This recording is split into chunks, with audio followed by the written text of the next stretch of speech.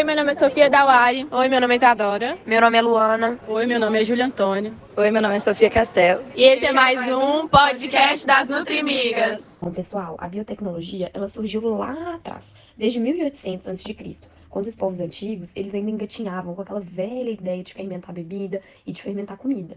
Porém, a ideia da biotecnologia, ela continua praticamente a mesma nos dias de hoje. Se a gente pegar um dicionário e verificar esse conceito, a gente vai ver que a biotecnologia é uma tecnologia desenvolvida e baseada na biologia. Mas, gente, quando a gente para pensar, a biologia, ela é muito ampla. Dá pra gente falar de tudo com ela.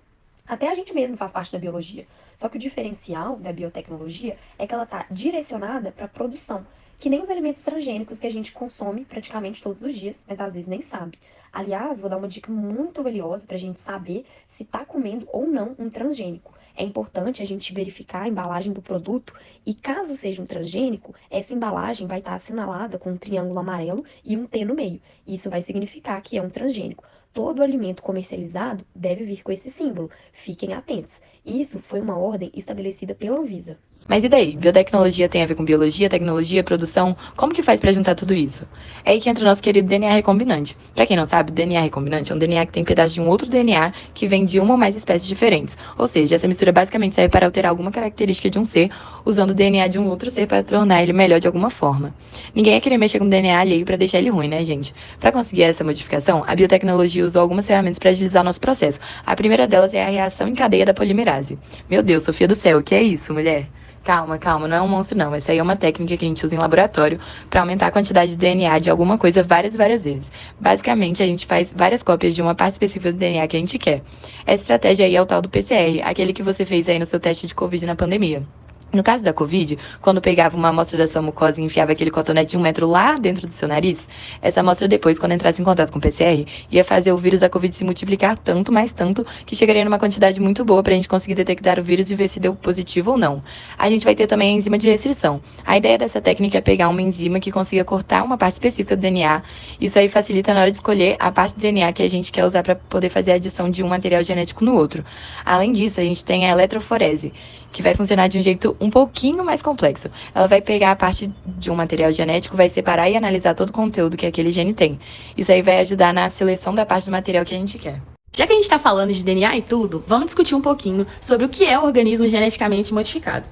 Basicamente, ele é um ser vivo que teve seu material genético modificado por algum ramo da biotecnologia. Inclusive, o transgênico, que é um organismo que tem várias partes de um ou mais DNAs alheios, é um tipo de OGM. Mas nem todo OGM é um tipo de transgênico. O principal objetivo da indústria em oferecer os alimentos transgênicos no mercado é aquela ideia que a gente comentou aqui no podcast, aumentar a produtividade.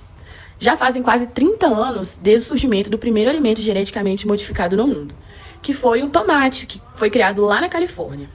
O interesse de criar os alimentos transgênicos parte da indústria, mas também da população, porque ele aumenta a produção em larga escala, pode ser um alimento mais nutritivo e resistente e até mesmo ajudar na garantia da segurança alimentar, que é aquela ideia que todo mundo deve ter a garantia de um alimento na mesa todos os dias. Para a gente conseguir produzir esse tipo de alimento, a gente utiliza algumas estratégias. As técnicas mais utilizadas são a biobalística e a Agrobacterium tumefaciens, que é um tipo de bactéria. Na biobalística, a gente usa micropartículas de tungstênio, que é um alimento lá da tabela periódica, ou ouro, que é coberto por DNA que expressa uma característica de interesse do produtor. Essas micropartículas que eu comentei, elas entram na célula e, com o tempo, o DNA da micropartícula é liberado e se junta ao genoma do organismo hospedeiro. Loucura, né? A estratégia da bactéria é diferente, já que ela se encontra na natureza. Essa bactéria, que é uma bactéria que é encontrada no solo, é atraída por alguns compostos produzidos por plantas. Esses compostos, eles ativam parte do gene dessa bactéria, que ajuda na transferência de um pedaço do DNA da bactéria para o genoma do hospedeiro. Mas é claro que existem mais de outras milhões de técnicas utilizadas. Algumas delas, que eu posso citar aqui, são a mutagênese, a oligodirigida, a cistogenia e a intragenia, que podem ser um assunto para o próximo episódio. O que vocês acham? Aqui no Brasil, os transgênicos mais cultivados atualmente são a soja e o milho. No caso da soja, a alteração mais marcante foi a introdução de um gene que é resistente ao herbicida glifosato, que geralmente é usado como base para fazer herbicidas que acabam com as ervas daninhas. Essa alteração, de acordo com a Embrapa, surgiu desde meados de 1997 e é uma das mais notórias até hoje. Esse gene vem daquela bactéria que a gente acabou de comentar, como estratégia para a produção de transgênicos, a Agrobacterium, que tem os genes muito parecidos com os que fazem parte do genoma dessa planta. A vantagem dessa alteração é que a soja ficou mais resistente ao herbicida, ou seja, adaptou a soja para que quando esse herbicida fosse usado na plantação, afetasse só as ervas daninhas e deixasse a soja intacta.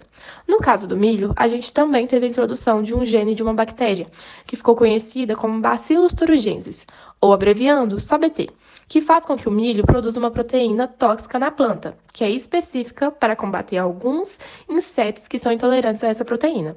A vantagem desse transgênico é que ele evita a proliferação de insetos específicos que costumam atacar as colheitas do milho, ou seja, ele também fica resistente a pragas. Aliás, esses 2 transgênicos têm autorização para serem comercializados e consumidos aqui no Brasil, tá? Então, não se preocupe. Assim como a gente acabou de falar, o benefício mais claro do uso de transgênicos é a resistência. Ele torna o alimento muito mais capacitado para resistir a pragas e alguns agrotóxicos, o que ajuda a garantir que o alimento seja teoricamente estável e esteja pronto para a venda. Além disso, também é importante a gente abordar que ele pode aumentar a qualidade nutricional dos alimentos e a produtividade, ajudando, justamente a garantir a segurança alimentar para mais pessoas. Mas e aí? Será que não tem nenhuma desvantagem no uso desses transgênicos? No sentido da saúde, a Embrapa afirma que ainda não existem estudos que comprovem que os alimentos transgênicos possam causar doenças ou prejuízos ao meio ambiente. Mas, gente, é claro que existem controvérsias. Algumas instituições, como o Greenpeace e o IDEC, acreditam que a manipulação genética das proteínas dos organismos modificados, dependendo da forma de como ela é feita, ela pode sim gerar reações alérgicas ou resistência a alguns antibióticos, no caso, do manuseio incorreto desse DNA adicionado. Além disso, a resistência que os alimentos estão tendo pode causar um uso exagerado desse agrotóxico, na tentativa de fazer justamente um controle ali daquela plantação. Dependendo da quantidade de agrotóxico, que é utilizada, existe um risco ecológico muito grande, que pode causar contaminação da água, do solo, além de inúmeros prejuízos da microfauna, de alguns animais e de vegetações próximas. Pode acontecer também das vegetações de transgênicos se tornarem dominantes e acabarem predando ou ocupando locais de plantações nativas, que também é uma forma de prejudicar, a fauna local. Para a gente poder controlar os possíveis problemas e eventualidades que o consumo de transgênicos pode trazer, o governo brasileiro criou a Lei de Biossegurança. Basicamente, a ideia central dessa lei é garantir que acidentes biológicos não aconteçam e que, se eles acontecerem, o país vai estar pronto para frear esse fenômeno. Essa lei permite o uso de alimentos transgênicos porque ela acredita que o seu uso pode aumentar a produção, melhorar o conteúdo nutricional, resistência e durabilidade, ou seja, ela vai controlar os riscos desse tipo de transgênico usado no laboratório. Essa mesma lei fala de alguns meios de fiscalização que nós temos para controlar a produção de transgênicos. Alguns setores, como o Sistema Brasileiro de Biossegurança, órgão de regulamentação federal, comissões internas e o Conselho Nacional de Biossegurança, são responsáveis por olhar de perto o que as empresas e os grupos de produção de transgênicos estão planejando. O Conselho, por exemplo, analisa, a pedido do sistema de biossegurança, os aspectos socioeconômicos e o interesse da nação relacionado com os pedidos de liberação para uso comercial de organismos geneticamente modificados, juntamente com seus derivados. Esse sistema de biossegurança, por sua vez, faz pesquisas com organismos geneticamente modificados e cria uma comissão interna, com supervisão de um técnico, para fiscalizar uma produção específica. Por último, a gente pode falar também da necessidade de ter um certificado de qualidade em biossegurança, porque só os laboratórios que têm esse certificado são autorizados para trabalhar com organismos geneticamente modificados.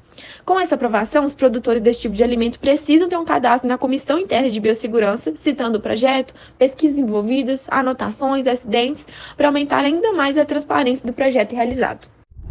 E esse foi o podcast de hoje. Até o próximo podcast das Nutrimigas.